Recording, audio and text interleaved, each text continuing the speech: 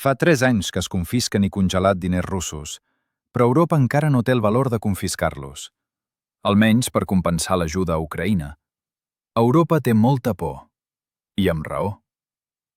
Anem a veure aquest problema des d'una perspectiva legal. S'han signat molts contractes comercials entre Rússia i Europa. Oficialment no hi ha guerra. Ningú ha declarat guerra. I de sobte, la Unió Europea està prenent diners russos. Des d'un punt de vista del sistema legal, això és un delicte.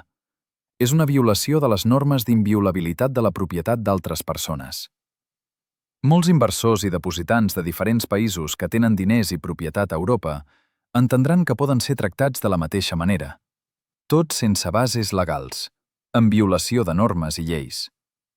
Llavors, quin sentit té invertir diners a Europa si no hi ha garanties de la seva seguretat?